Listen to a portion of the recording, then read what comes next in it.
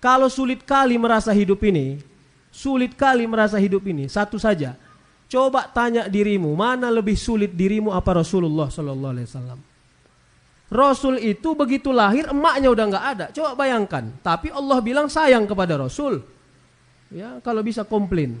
Takkan laku syahadat kita, takkan sempurna syahadat kita kalau tidak ada nama Rasul di situ. Asyhadu an la ilaha illallah wa asyhadu anna Muhammadar Rasulullah. Begitu hebatnya Rasulullah.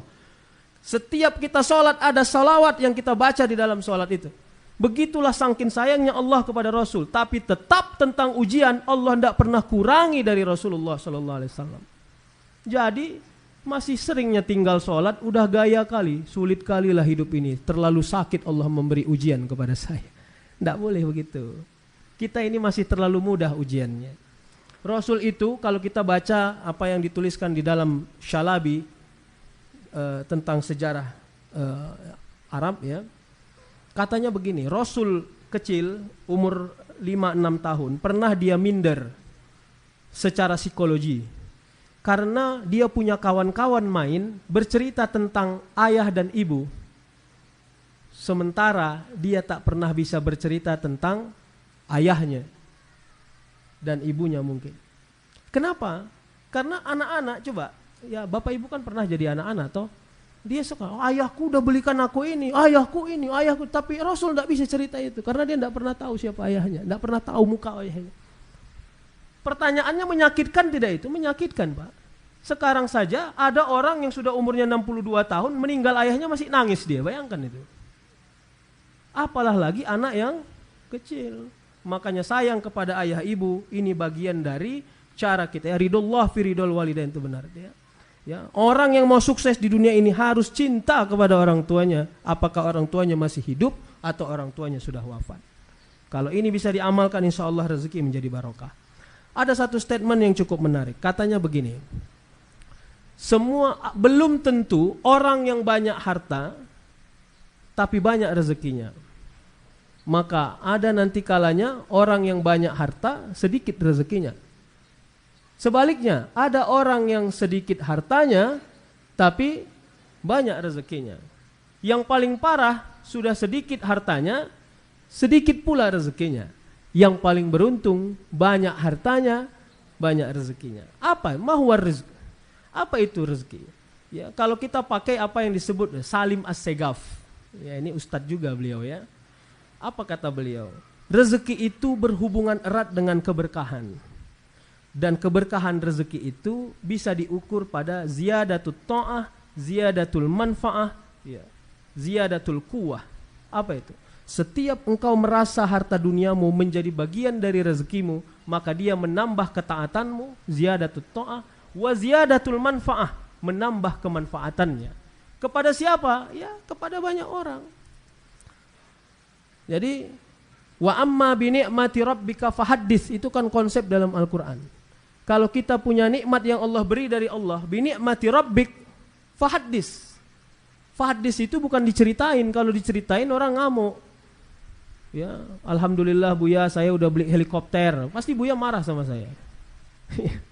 Jadi fahaddits itu apa? Fahaddits itu share kepada orang. Seumpama orang itu juga merasakan rezeki itu bagian dari rezekimu. Maka di dalamnya ada konsep sedekah, infak, zakat, wakaf. Kepada orang-orang yang masih Allah pelihara harta dunianya, jangan hapus 4 konsep ini dari hidupmu. Jangan, nanti kau miskin sebelum waktunya. Makanya ada satu konsep yang disebut bersedekahlah sampai engkau kaya, jangan tunggu kaya baru sedekah. Itu konsep yang salah. Ya. Apa? Ya, di sebuah kantor dibilang satpamnya gini sama karyawan itu, bos, udah keluar bonus? Belum. Aduh katanya. Lama kali bos, mudah-mudahan cepatlah keluar bonus ya katanya.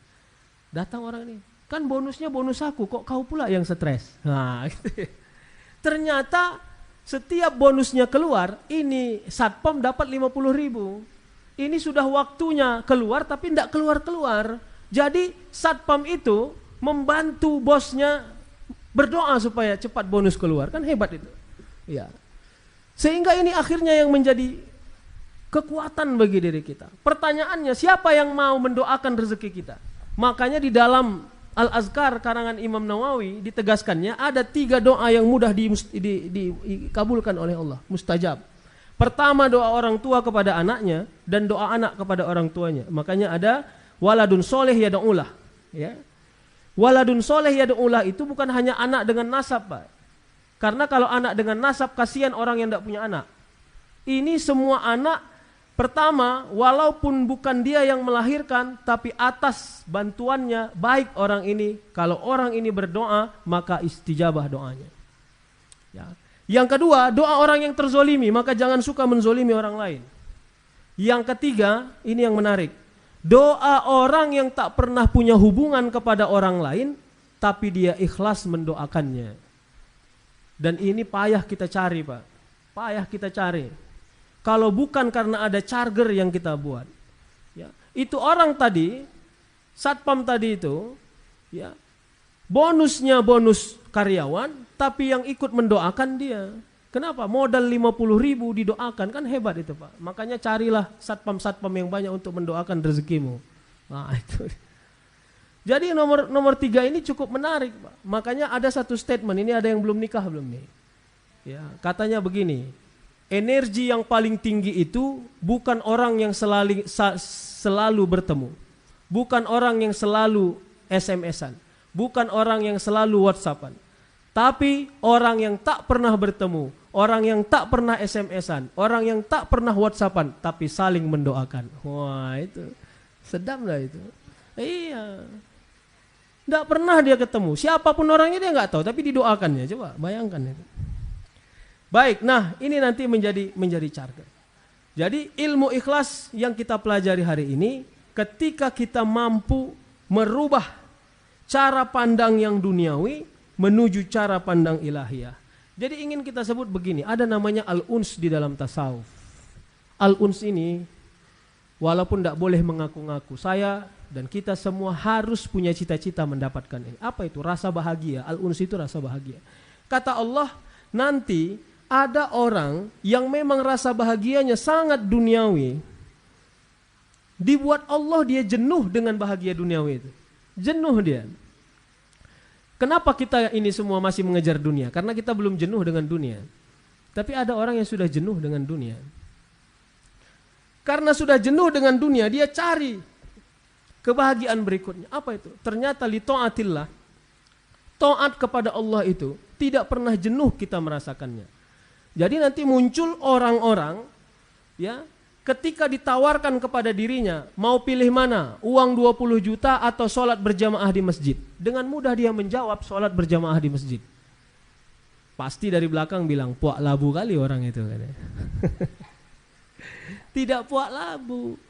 Itu makom, tidak bisa direkayasa. Allah yang kasih sangat eksklusif. Orang-orang yang hanya tunduk kepada Allah. Orang-orang yang bilang begini di hadapan Allah. Ya Allah, sudah tinggi umurku, tak pandai aku membaca Al-Quran. Tidak bagus bacaan Quranku, tidak bagus ilmu agamaku. Tapi aku menyerah kepadamu, ingin taat kepadamu. Beri aku panduan ya Allah, bimbing aku, beri aku hidayah.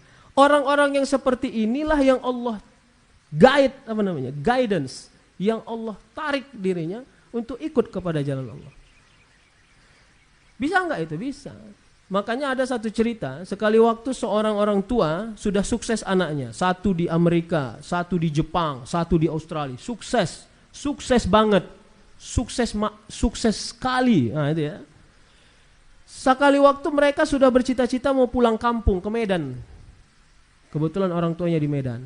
Diteleponnya lah orang tuanya. Ya, kami bertiga sudah sepakat untuk libur. Ambil cuti mau liburan ke Medan. Kami mau ajak ayah untuk liburan ke Bali. Liburan ke Bali. Kita nginap di hotel yang paling mewah.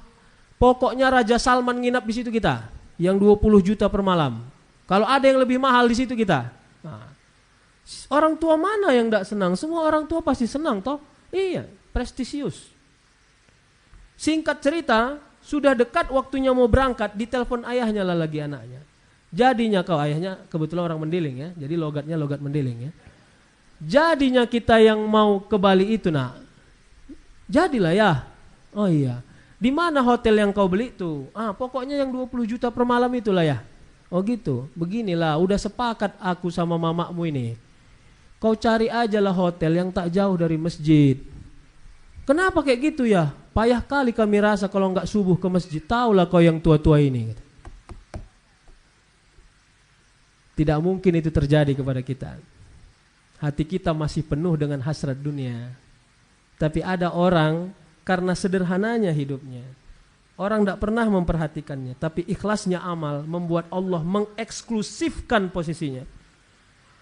Saya ingin sebut, tak berharga rasa dirinya hotel 20 juta itu karena hasrat dirinya bisa sholat subuh berjamaah di masjid. Sederhana saja logikanya. Nggak bisa dibuat-buat itu, Bu. Nggak bisa. Itu benar-benar hadiah dari Allah.